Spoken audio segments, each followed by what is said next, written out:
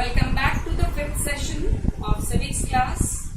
In my previous session, children, I gave you a homework on ABC part of chapter 1 Civics.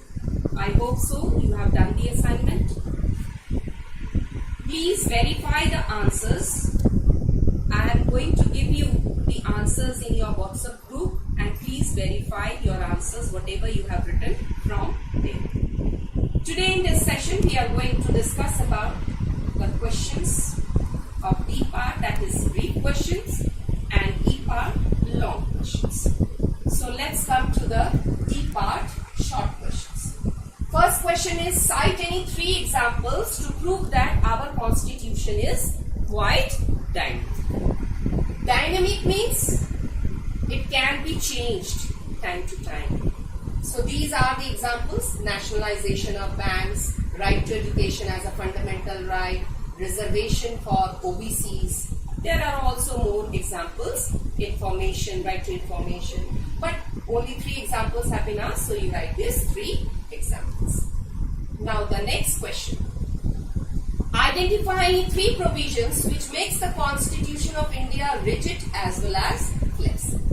Rigid means which cannot be amended easily, and flexible, which can be amended according to the needs and aspirations of the people, which I have explained you previously also. And these are the 3 provisions by which we can change, by which we can amend: simple majority, special majority, and ratification. In my previous class, somebody was asking about this word ratification. I explained this. Ratification means it is an official way to make some changes. Next question. India has a parliamentary form of government. Give any 3 examples to support your answer. How will you prove that India is really a parliamentary form of government? Children, it is very essential that you should understand the question. So how will you prove that India has a parliamentary form of government? The first example is that close relationship between legislature and executive. There are 3 organs: executive, legislature, and judiciary. But legislature and executive is working in and they are interdependent. But judiciary is working in an independent and impartial manner. The second point is Council of Ministers holds the office as long as it enjoys the confidence in the legislature. The third point is the head of the state is president, who is the nominal head, and prime minister is the real head. In a parliamentary form of government, prime minister is the real head. He is the only head of the government. The next question is, why Indian Federation called quite unique? Yes, this is very important. Why Indian Federation called quite unique? India is a federal form of government because the power is divided between center and states, but still it is unique. Now how it is unique? Because it is a combination of good points of several countries. I have discussed in my previous class also that we have borrowed different features from different constitutions, whether it is from Britain or from America, from Canada or from Ireland or from USSR. So it is federal in form but unitary in nature. So it is unique because division of power is between center and states. So this proves that it is having a federal form of government. But it is why it is unique, because strong central government, which proves that it is unitary in nature. In most of the cases, you will see that central government is more powerful. In coming chapter, we will read about the lists: union list, state list, concurrent list, and residuary subjects, where you will come to know that in spite of having division of power between center and states, in most of the cases, center is more powerful. The third is independent judiciary, which interprets the constitution. If anything goes against the provision of the constitution, judiciary is the third organ which is going to interpret it, change it, take some steps against it. Next question. Explain the procedures of amending the Indian Constitution. There are 3 procedures: simple majority, special majority, and ratification. Simple majority means, it means the bill should be approved by a majority of the members present and voting in both the houses of Parliament. In special majority, we have two cases.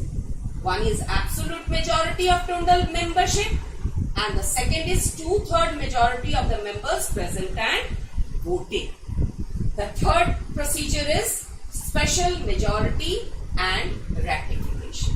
After the bill is passed by special majority in both the houses of the Parliament, it may be approved by the legislature of at least half of the total number of Indian states. Means in India we have 28, so half, 14. It must be ratified, approved by the legislature of half of the Indian states. The next part is long questions. First question is, describe the composition and contribution of the Constituent Assembly of India. First part you will write the composition, and in the second part you will write about the contribution. So first, it is composition. It is the result of serious deliberation by a representative body. Which was a representative body? Constituent Assembly, which was an indirectly elected body.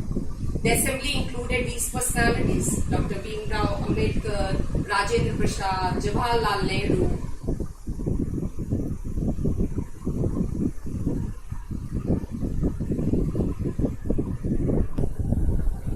Vallabhbhai Patel, and also included 15 female members. Now these are the contribution of those framers of the Constituent Assembly. Features of democracy was achieved because the main target was the democracy, where the rights of the people will be protected, where the people will be having the ultimate right. Second, guarantees justice, equality and freedom to all people. These things were not availed by our Indians before independence. That's why this was being more given focus, or you can say more stress was given to justice, equality and freedom. And lastly, ending the exploitation. As you all know that our Indian people were very much exploited in the hands of Britishers. So ending the exploitation, this was also main motto of the framers of the Constituent Assembly. The next question is, describe any 5 silent features of Indian Constitution.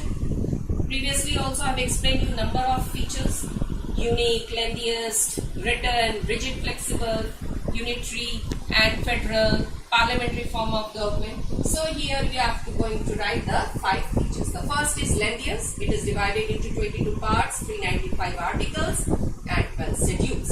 Second is written. It was drafted and enacted by the Constituent Assembly.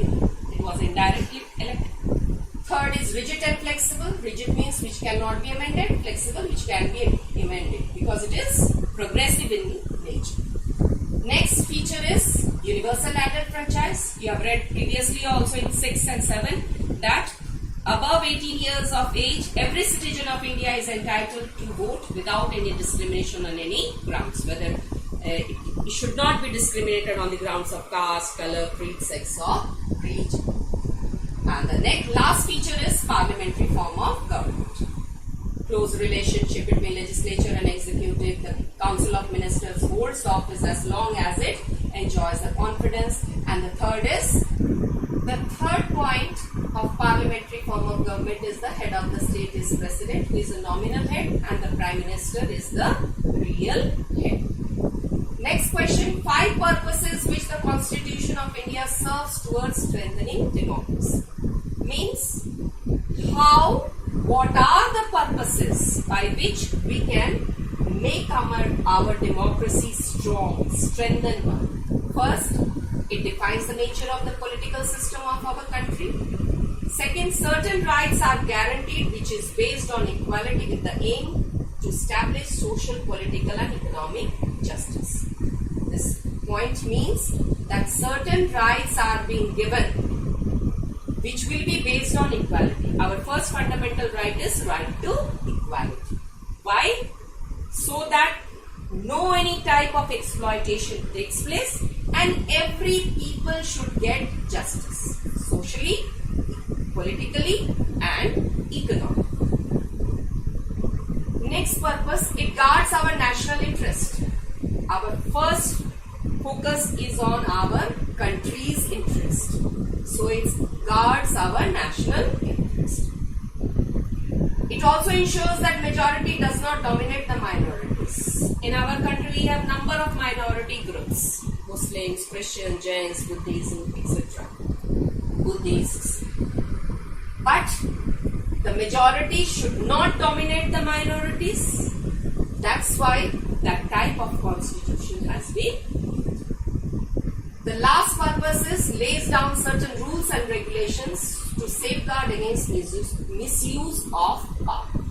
Our constitution has laid down certain rules and regulations so that after every 5 years when the government changes, when the power is given to those representatives or whoever forms the government, they should not misuse the power. Next question is, India is sovereign, socialist, secular, democratic, republic. Explain. I have previously also explained these terms. What does this sovereign, socialist, secular, democratic, republic mean? Sovereign means our India is free from British rule. So it is free to take decisions regarding internal and external affairs. Next is socialist. Socialist means that everyone should be treated equal.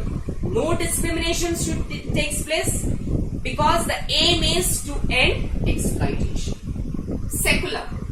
Our country has no religion of its own and everyone is free to follow and propagate any religion it likes.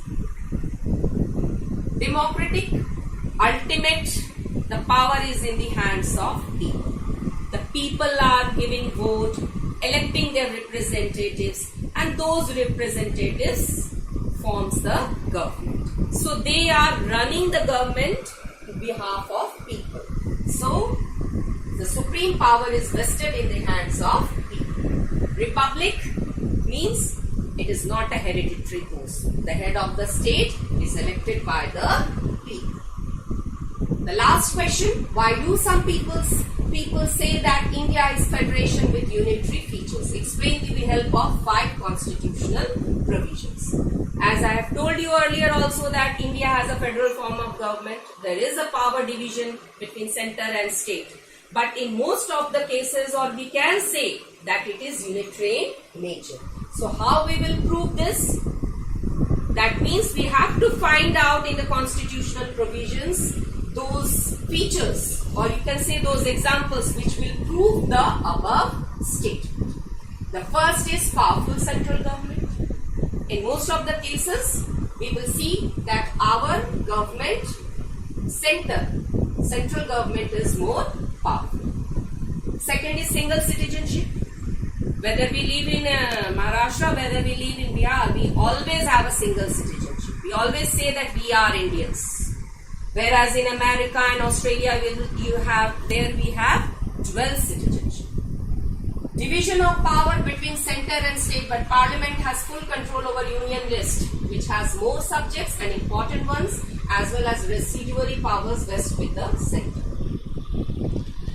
Power is divided between center and states, but in case of many cases, we will see that union government is more powerful. I have discussed this union list, state list, residuary subjects. In 3rd chapter, we will come across these lists in detail. Next is integrated judicial system with the Supreme Court at the top and the State High Court below it. Integrated judicial system. Integrated means one is attached to the other. But the highest apex court is Supreme Court, and the other high courts and subordinate courts, lower courts are working under Supreme Court. Single constitution is followed in India and no such power is given to the states to frame their own constitution. That means in our country we have single constitution, we have federal form of government, but we have single constitution, and the state constitution of India is not only the constitution of center but also of the states. Means whether it is having state government or central government, we will follow only one constitution. So these are all the question and answer which I have discussed from D and E part. Children, one thing I want to tell you that due to this COVID-19, all the shops are closed, so you won't be getting the map. So when the school will reopen, then we will be doing the map in class. So the questions which I have discussed here from D and E part, this is your home assignment, that please do this in your civics copy. I hope so you all have understood. Stay at home, stay healthy, stay safe,